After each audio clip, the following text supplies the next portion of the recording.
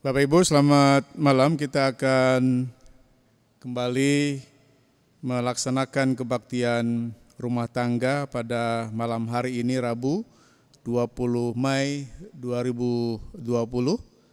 Saya berharap kita semua dalam keadaan baik dan diberkati, dipelihara oleh Tuhan. Marilah Bapak Saudara, kita mempersiapkan diri kita semua untuk kita mengambil bagian dalam perenungan firman Tuhan dalam kebaktian rumah tangga pada malam hari ini. Adapun firman yang akan kita baca dan renungkan bersama-sama pada saat ini terambil dari 1 Petrus pasal 3 ayatnya yang ke-13 sampai dengan ayat yang ke-22. Mari Bapak Saudara, sebelum kita bersama-sama mendengar dan merenungkan firman Tuhan, kita ingin bersatu hati di dalam doa kita. Mari kita berdoa. Ya Tuhan, ketika Alkitab sudah kami buka dan kami bersyukur karena kami diperkenankan Tuhan untuk bersekutu dalam kebaktian rumah tangga ini, dalam persekutuan pendengar dan penerima pemberitaan firman. Ya Tuhan, mohon kiranya Engkau menguduskan dan menyucikan kami, supaya kami dimampukan untuk dapat menyambut, untuk dapat mendengar, bahkan menerima firman Tuhan dengan hati yang bersuka, dan juga Tuhan kiranya menolong dan menopang kami supaya kami pun dimampukan untuk dapat menumbuhkan firman Tuhan itu dalam diri kami masing-masing, dan bahkan juga ya Tuhan, firman-Mu dapat kami hidupi dalam kehidupan kami setiap hari, baik dalam pikiran, perkataan, dan perbuatan. Berkati ya Tuhan kiranya seluruh jemaat-Mu, agar seluruh jemaat Tuhan bersuka cita menyambut firman Tuhan, bahkan juga kiranya Tuhan memberkati hamba-Mu, agar dalam pengurapan yang dari Tuhan dimampukan untuk memberitakan firman Tuhan bagi seluruh jemaat Tuhan, dan bahkan hamba bersama-sama dengan seluruh jemaat Tuhan pun boleh memperlakukan firman Tuhan dalam kehidupan kami setiap hari. Terima kasih Tuhan, berfirmanlah kepada kami karena kami sekalian anak-anak-Mu sedia untuk menyambut firman-Mu. Di dalam nama Tuhan Yesus Kristus kami sudah berdoa dan mengucap syukur. Amin. Firman Tuhan dari 1 Petrus pasal 3 ayatnya yang ke-13 sampai dengan ayat yang ke-22. Lembaga Alkitab Indonesia memberi judul Menderita dengan Sabar.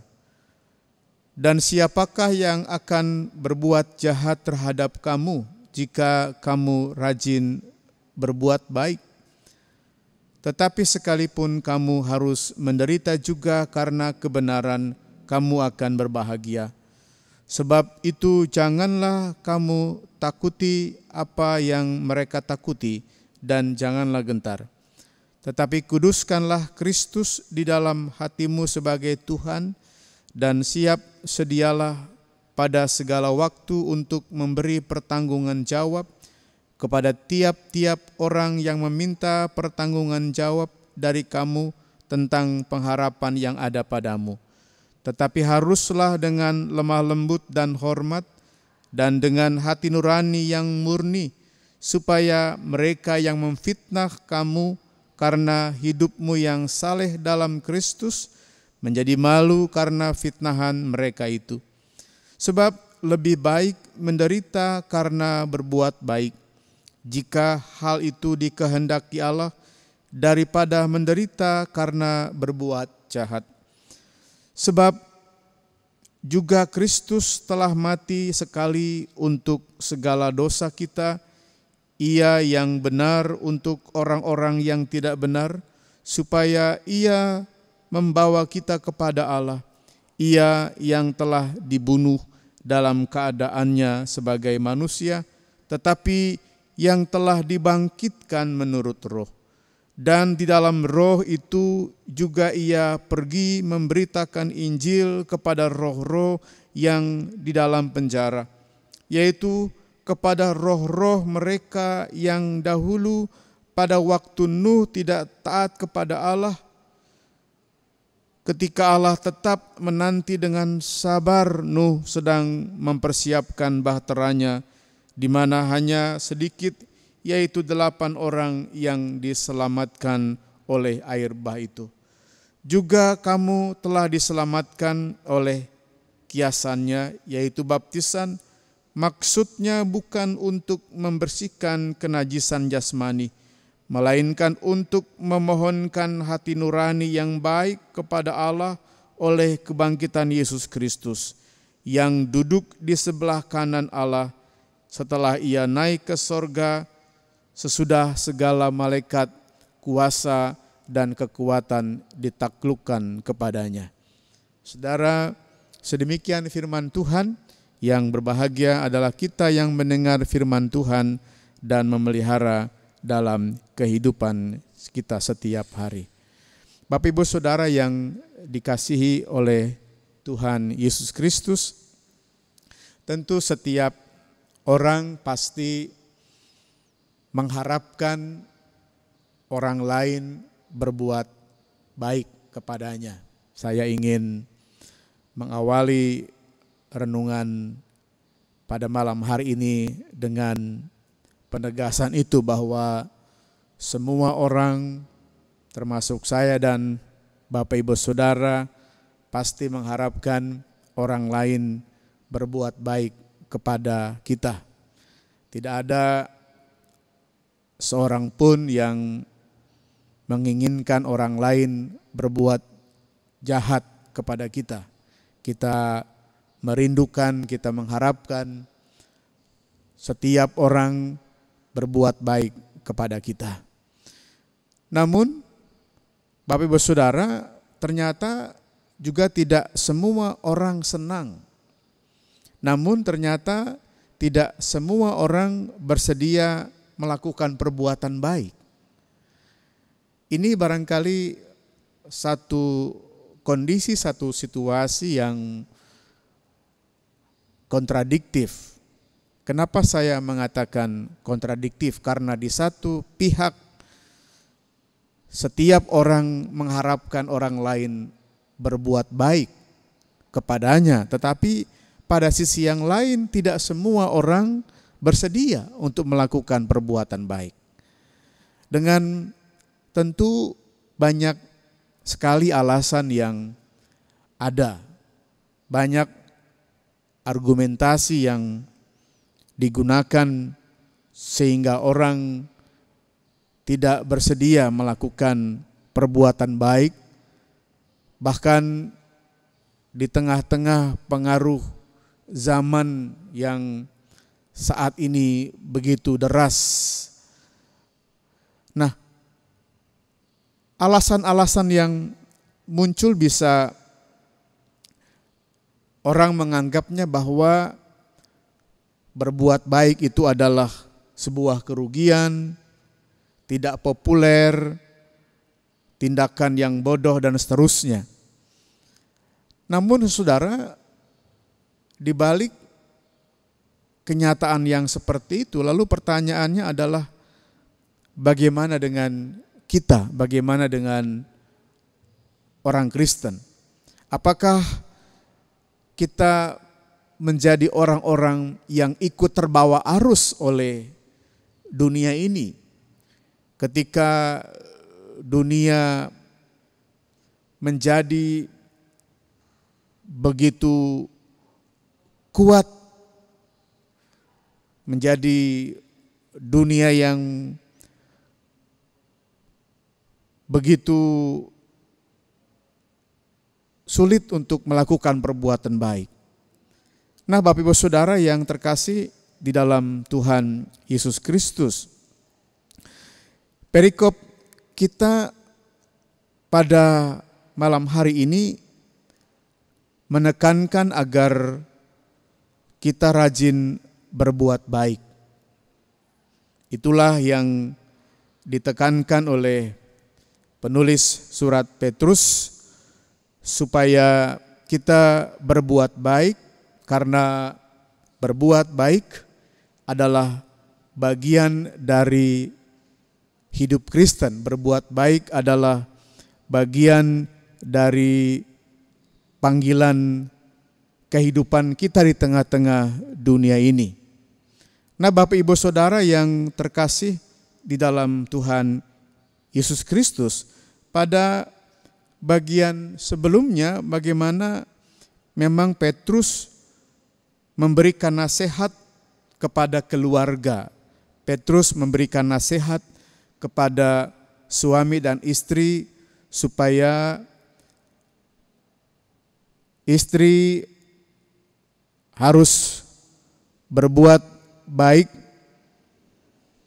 kepada suaminya, dan perbuatan baik yang dilakukan istri kepada suami dan keluarganya itu bukan semata-mata demi kepentingan keharmonisan dalam keluarga, tetapi lebih daripada itu adalah dalam rangka untuk memuliakan Allah. Demikian juga saudara, pada bagian sebelumnya bagaimana Rasul Petrus pun menasehatkan kepada suami supaya bisa hidup bijaksana terhadap istrinya, hidup bijaksana terhadap keluarganya. Bijaksana itu berarti di dalamnya ada kearifan, selalu berpikir tentang bisa membedakan mana yang baik dan mana yang benar. Nah, saudara, itulah panggilan perbuatan baik yang dinasehati oleh Rasul Petrus kepada jemaat yang dikirimi surat, juga tentu adalah nasihat yang disampaikan kepada kita jemaat Tuhan pada masa kini, Bapak Saudara.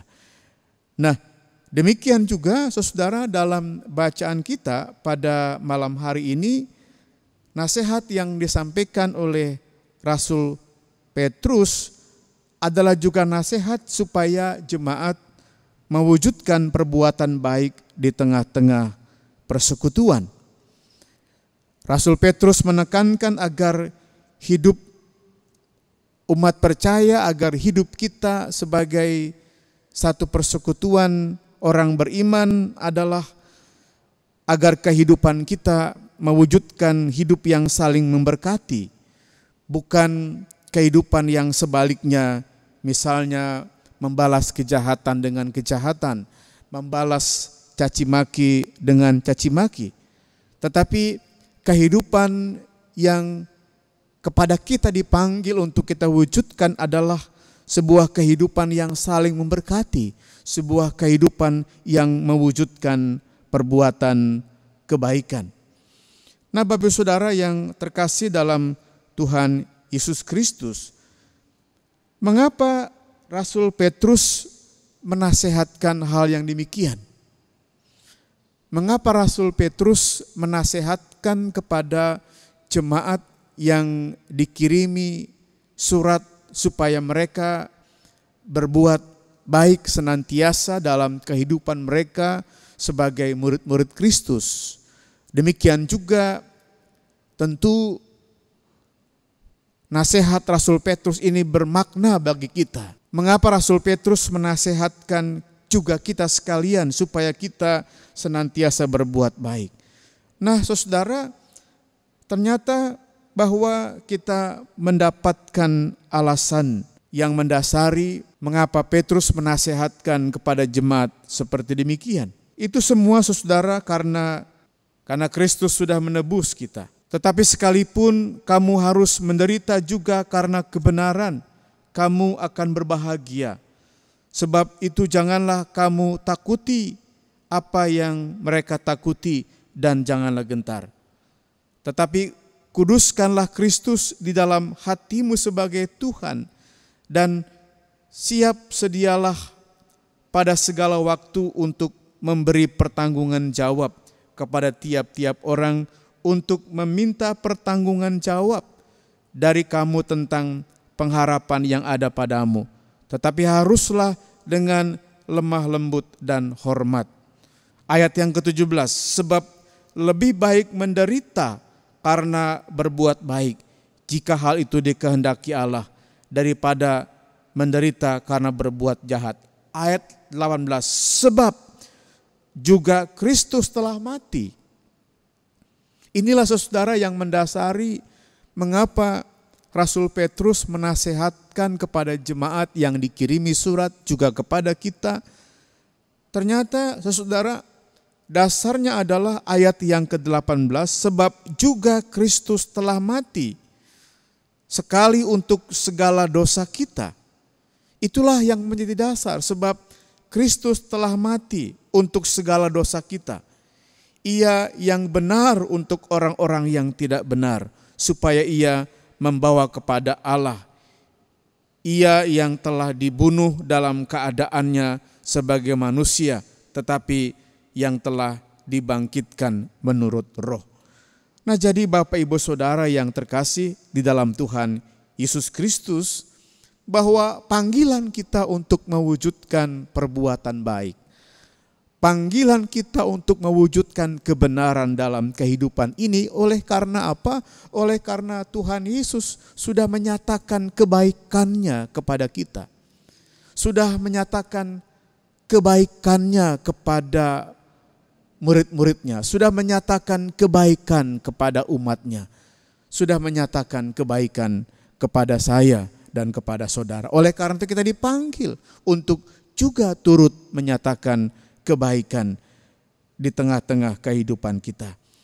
Nah, Bapak Ibu Saudara, sidang jemaat yang terkasih di dalam Tuhan Yesus Kristus, memang hidup menjalankan kebenaran di tengah-tengah dunia, terlebih di tengah-tengah dunia yang dalam kondisi penuh dengan berbagai tantangan individualisme, di tengah-tengah dunia yang penuh dengan tantangan apa yang disebut dengan materialisme, di tengah-tengah hidup dunia yang penuh dengan persaingan saat ini, tentu tidak mudah saudara untuk mewujudkan kebaikan itu. Kita diperhadapkan dengan banyak tantangan yang ada dalam kehidupan real, dalam kehidupan nyata di tengah-tengah dunia ini. Saudara, kita juga sering menjumpai bahwa seringkali perbuatan benar kita justru mengakibatkan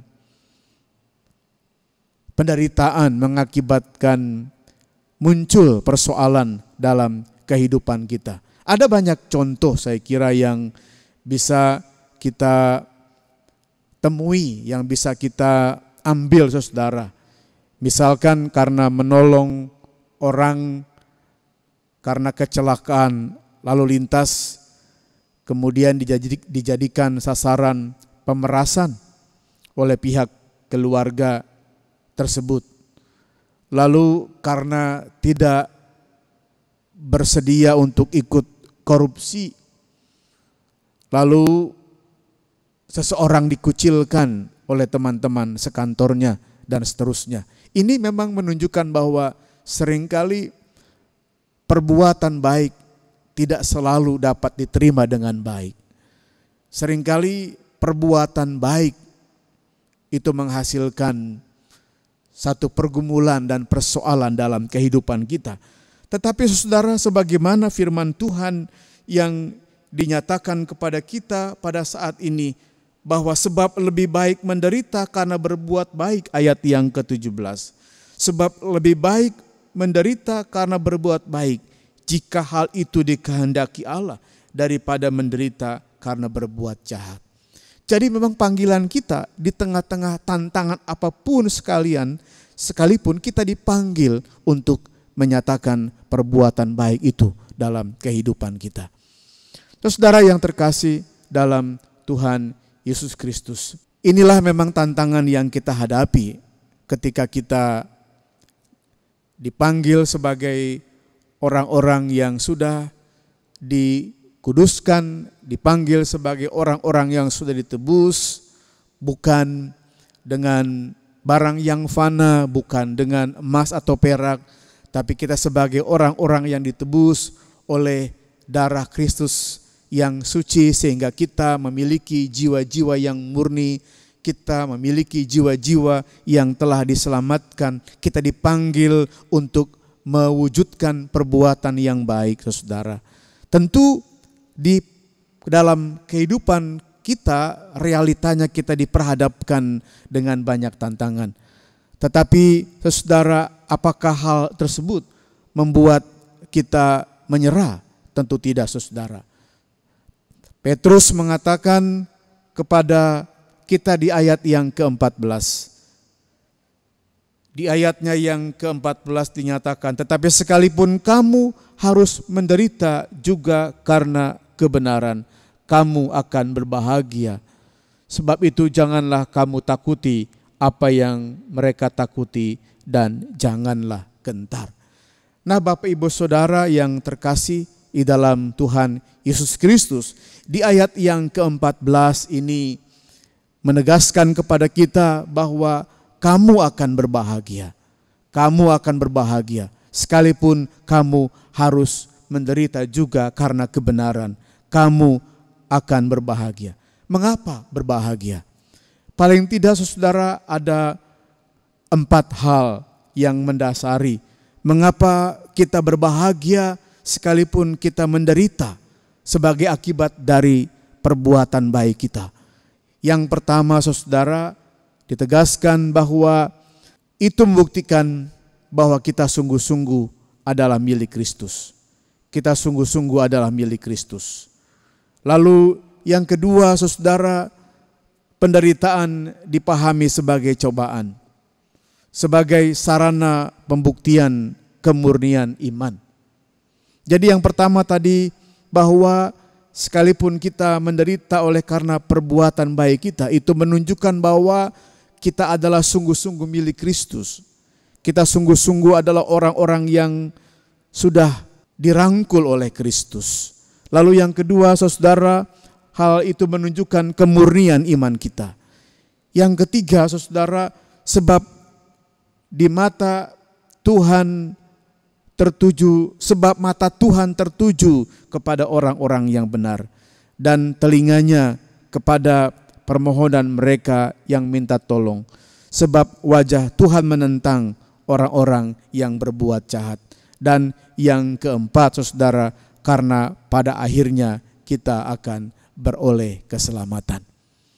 Paling tidak itulah, saudaraku, yang menjadi dasar mengapa kita tidak boleh menyerah. Kita tidak boleh berhenti untuk berbuat baik. Oleh karena apa? Oleh karena 4 hal tadi.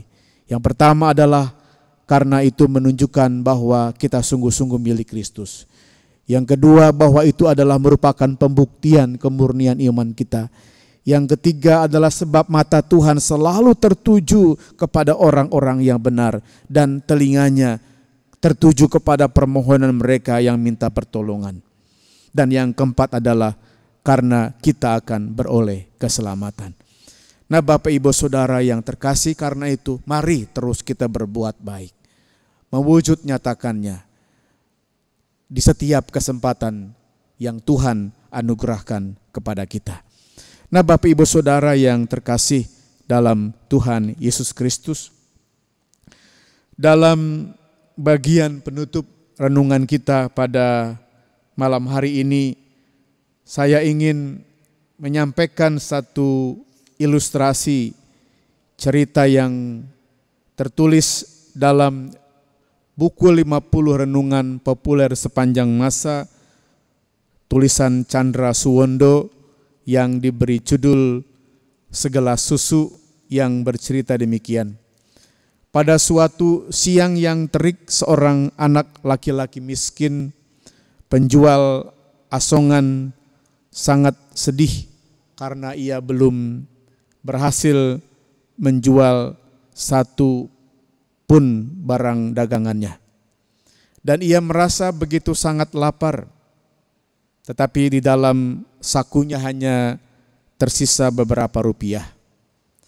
Lalu anak laki-laki tersebut memutuskan untuk mengetuk pintu sebuah rumah dan ia hendak meminta makanan di situ.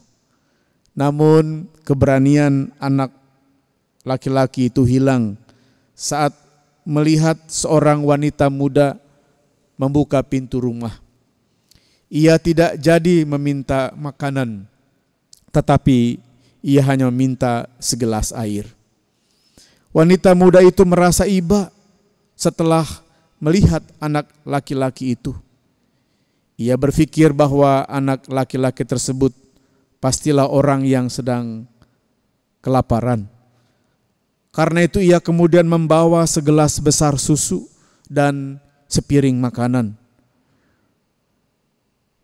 Dan anak laki-laki itu meminumnya serta memakannya. Dan kemudian ia bertanya kepada perempuan muda itu, "Berapa aku harus membayar untuk sepiring makanan dan segelas susu ini?"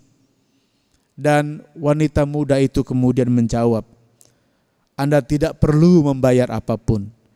Ibuku mengajarkan kepadaku untuk tidak menerima bayaran atas sebuah kebaikan."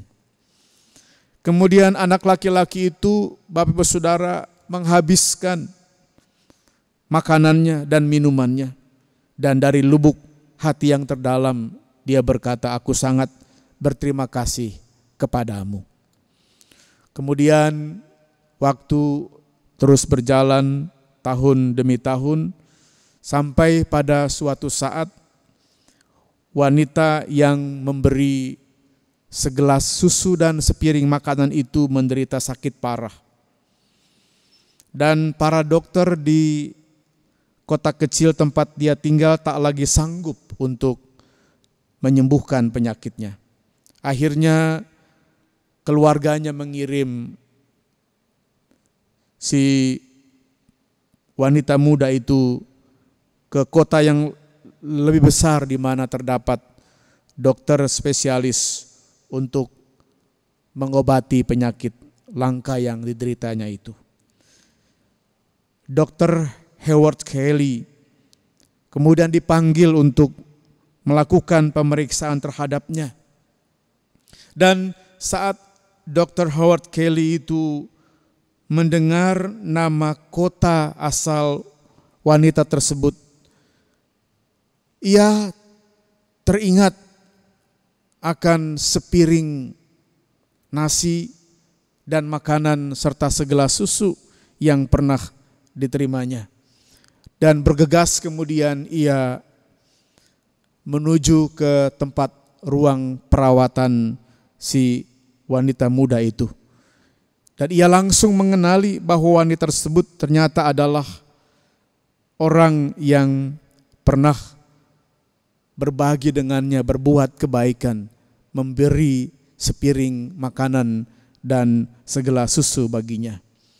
Lalu kemudian ia berjuang dengan sekuat tenaga dan pikirannya untuk menyembuhkan penyakit si perempuan itu, hingga pada akhirnya betul bahwa wanita tersebut sembuh. Dan Dr. Kelly meminta bagian keuangan rumah sakit untuk mengirimkan seluruh tagihan biaya pengobatan wanita itu kepadanya untuk persetujuan. Dan Dr. Kelly melihatnya dan menulisnya sesuatu pada pojok atas lembar tagihan dan kemudian mengirimkannya kepada perempuan itu. Dan wanita tersebut, saudara, sangat takut untuk mendapat tagihan tersebut. Ia sangat yakin bahwa ia tak akan sanggup untuk membayar tagihan tersebut, walaupun ia harus menjual rumah dan mencicilnya seumur hidupnya. Namun akhirnya ia memberanikan diri untuk membaca surat tagihan tersebut, dan betapa ia, saudara, terkejut ketika ia membuka amplop surat tagihan tersebut. Ia membaca sebuah tulisan di pojok atas bagian suratnya, telah dibayar lunas dengan sepiring makanan dan segelas susu, tertanda Dr. Howard Kelly. Nah, Bapak Ibu Saudara, inilah bahwa ternyata memang berbuat baik adalah panggilan setiap kita. Panggilan setiap kita kepada siapapun orang-orang yang ada di sekitar kita. Itulah panggilan kita sebagai orang-orang yang sudah ditebus oleh Kristus, sebagai orang-orang yang sudah dimurnikan oleh Kristus, sebagai orang-orang yang memiliki jiwa-jiwa yang diselamatkan oleh Kristus. Nah, biarlah saudara kita mewujudkan kebaikan-kebaikan kita dimanapun Tuhan panggil dan tempatkan kita di tengah-tengah kehidupan keseharian kita. Tuhan memberkati kita dengan perbuatan baik. Amin.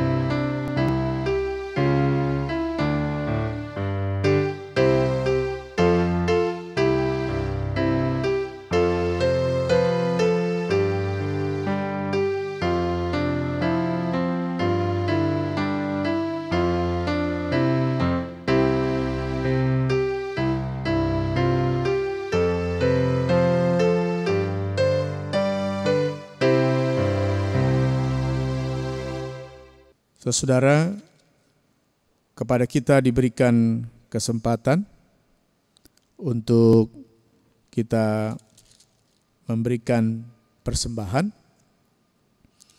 dan marilah bersama-sama kita mendasari apa yang akan kita persembahkan kepada Tuhan dengan nas sebagaimana yang dinyatakan di dalam Amsal pasal 2 ayat yang ke-9 sampai dengan ayat yang ke-10.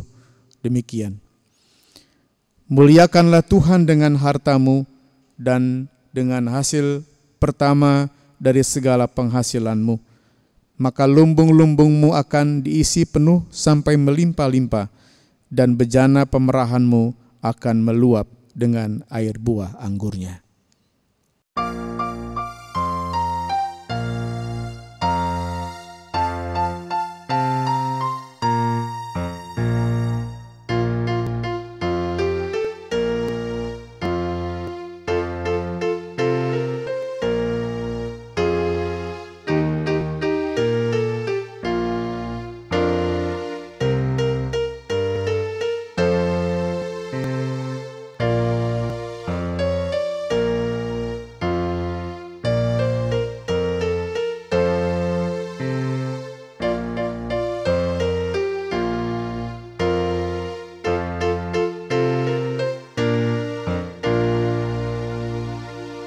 Saudara, mari kita bersatu hati dalam doa persembahan dan doa syafaat kita. Mari kita berdoa. Ya Tuhan, Allah Bapa di dalam sorga, kami datang ya Tuhan mengucap syukur, berterima kasih atas kesempatan yang Tuhan nyatakan bagi kami, memberikan sebahagian berkat-berkat Tuhan melalui persembahan yang dikumpulkan pada saat ini. Berkati ya Tuhan persembahan kami ini supaya menjadi alat di tangan Tuhan untuk mewujudkan dan menopang pekerjaan-pekerjaan pelayanan di tengah-tengah gereja Tuhan. Ya Tuhan Bapa dalam sorga, kami juga bersyukur untuk firman Tuhan yang telah Tuhan nyatakan, yang telah Tuhan taburkan dan bagikan untuk kami semua, dapat kami terima dan kami nikmati. Biarlah ya Tuhan firman-Mu tersebut semakin memberikan dorongan, kekuatan, dan motivasi kami untuk mewujudkan tugas panggilan kami untuk menyatakan perbuatan-perbuatan baik dimanapun Tuhan tempatkan kami. Ya Tuhan, memang tentu kami diperhadapkan dengan banyak tantangan yang ada. Namun ya Tuhan, kami mengucap syukur untuk firman Tuhan yang telah Tuhan taburkan itu, firman Tuhan yang sungguh-sungguh memberikan kami dasar dan kekuatan untuk tidak pernah berhenti mewujudkan setiap perbuatan baik dalam kehidupan kami. Bapa dalam sorga, kami bersyukur ya Tuhan kepadamu, karena Engkau adalah Allah yang baik, sehingga jika kami dipanggil untuk mewujudkan setiap perbuatan baik dalam hidup kami sungguh-sungguh Tuhan, karena kami yakin kami punya Allah yang baik. Kebaikan Tuhan diwujudkan lewat karya-karya Tuhan yang menebus segala dosa-dosa dan menganugerahkan keselamatan kepada kami. Bahkan Tuhan yang senantiasa menyertai dalam kehidupan keseharian kami. Tuhan, terima kasih untuk setiap perbuatan tangan kebaikan Tuhan yang Tuhan nyatakan bagi kami. Ya Tuhan, pada saat ini dalam doa syafaat kami Tuhan, kami juga berdoa biarlah tangan kasih Tuhan dan tangan kebaikan Tuhan nyatakan bagi setiap saudara-saudara kami yang mungkin saat ini sedang dalam pergumulan. Apapun Tuhan yang menjadi pergumulan setiap jemaat Tuhan, mungkin kesakitan, mungkin juga pergumulan-pergumulan keluarga, atau apapun Tuhan yang menjadi pergumulan setiap jemaat Tuhan.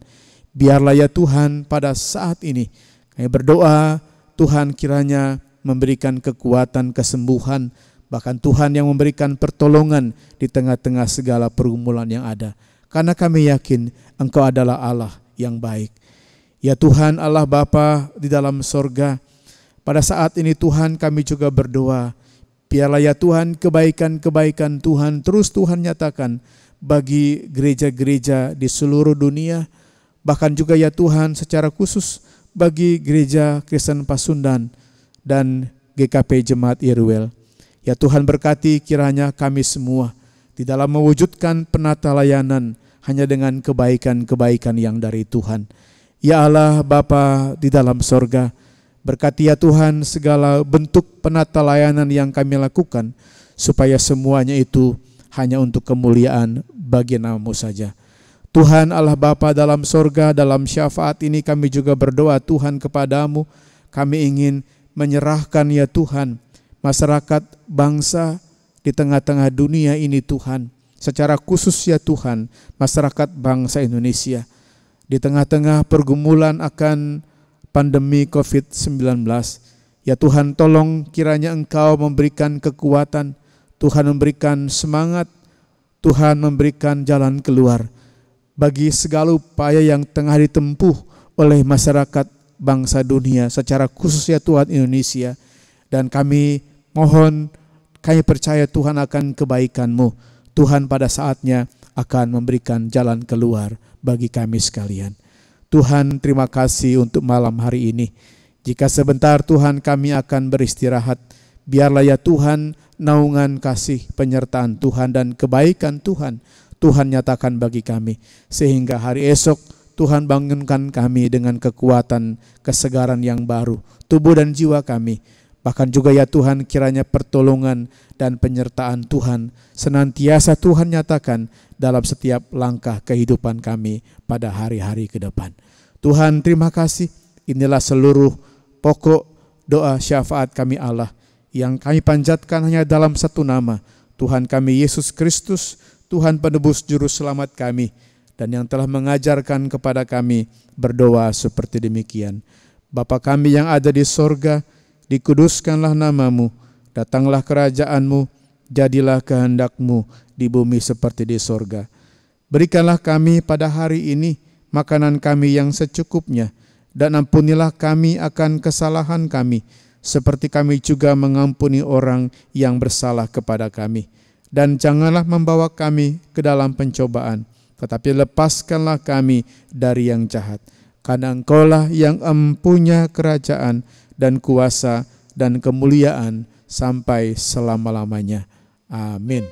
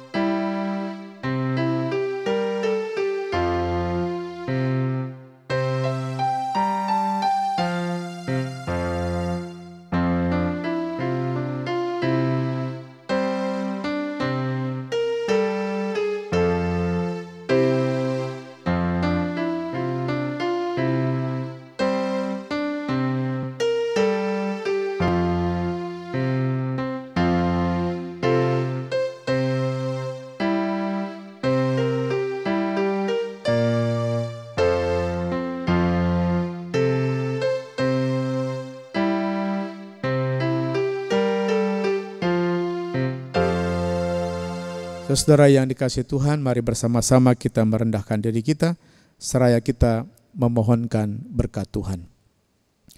Kiranya kasih karunia Tuhan Yesus Kristus, kasih Allah Bapa, dan persekutuan bersama di dalam Roh Kudus, memimpin menyertai saudara-saudara sekalian sampai selama-lamanya. Amin.